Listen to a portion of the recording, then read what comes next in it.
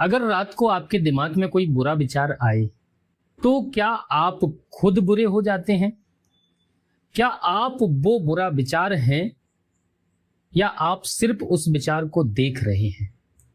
दोस्तों, मैं कौन हूं कि इस विशेष यात्रा के पहले भाग में हमने एक बहुत बड़े भ्रम को तोड़ा।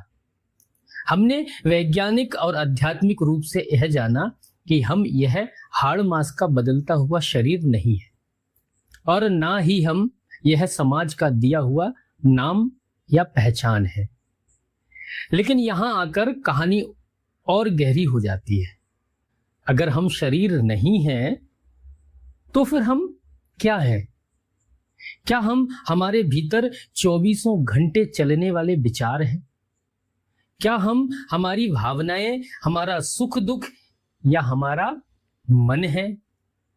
आज इस दूसरे भाग में हम अपने ही भीतर के उस चक्रव्यूह को समझेंगे जिसे हम मन कहते हैं। क्या कहते हैं? मन।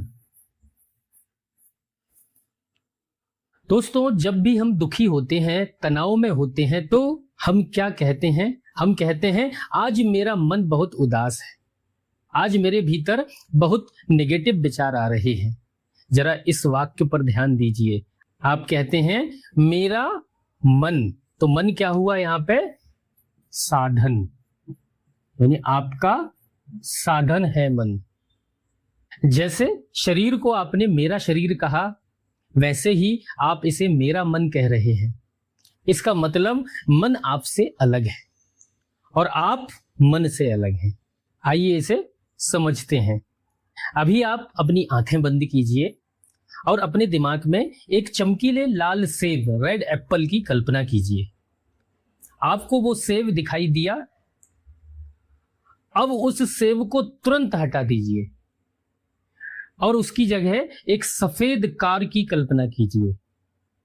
अब आपको कार दिखाई दी। क्या किया हमने कि यहां पर हमारा विचार आया। कौन सा विचार? हमने एक सेब की कल्पना की, रेड एप्पल की, और यहां हमने कल्पना की एक वाइट कार की।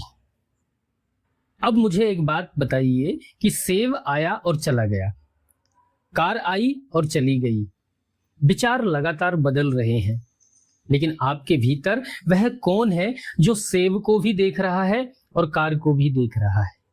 सोचिए, सेब बदला, कार बदली, विचार बदला, लेकिन उसे देखने वाली जो पीछे बैठी सत्ता है वह नहीं बदली।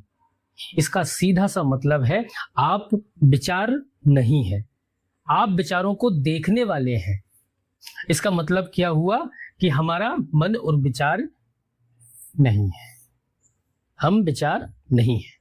जब डिप्रेशन आता है तो हम सोचते हैं कि मैं डिप्रेस्ड हूं। यही सबसे बड़ी गलती है। सत्य यह है कि मन में डिप्रेशन का विचार आया है और आप उसे देख रहे हैं। अब मन के ठीक पीछे एक और परत बैठी है जिसे हम बुद्धि और अहंकार कहते हैं। ये मन के ठीक पीछे है। ये अहंकार क्या करता है? ये खुद को दुनिया की अस्थायी चीजों से जोड़ लेता है। ये क्या कहता है? ये कहता है मैं बहुत ज्ञानी हूं, मैं बहुत अमीर हूं, मैं सब कुछ जानता हूं, मेरा अपमान हो गया। ये जो मैं है यही अहंकार है। तो अहंकार का मतलब क्या हुआ? अहंकार का मतलब हुआ झूठी पहचान। ये हमको झूठी पहचान दिलाता है। दोस्तों, यही हमारे दुखों की असली जड़ है, क्योंकि यह उस चीज को मैं मान लेता है जो असल में आप हैं ही नहीं। तो ये भी हम नहीं है। तो फिर वो असली में मैं कौन है? जो शरीर से परे है, जो मन और विचारों से परे है, जो इस अहंकार से भी परे है। यानी हमारी सच्ची पहचान क्या है? सच्ची पहचान क्या है? दोस्तों, संतों ने कहा है कि जब आप मन और बुद्धि के इस जाल को पार कर जाते हैं तब सामना होता है उस परम सत्य से जिसे कोई मिटा नहीं सकता। वह सत्ता क्या है? उसे हमारे शास्त्रों में क्या कहा गया है? और उस असली मैं को जानकर जीवन के सारे डर और दुख हमेशा के लिए कैसे खत्म हो जाते हैं, इसकी हम चर्चा करेंगे इस यात्रा के अंतिम और सबसे दिव्य पड़ाव पर अगले भाग में, जहां हम स्वयं को उस अनंत चैतन्य यानी आत्मा के रूप में साक्षात अनुभव करेंगे। दोस्तों, आज रात जब आप अकेले बैठें तो अपने भीतर उठने वाले विचारों को सिर्फ एक गवाह बनकर देखिएगा और महसूस कीजिएगा कि आप विचार नहीं है, उन्हें देखने वाले हैं। और हाँ, अपना अनुभव कमेंट में लिखना मत भूलिएगा। तो मिलते हैं अगले भाग में, तब तक के लिए जय श्री कृष्ण।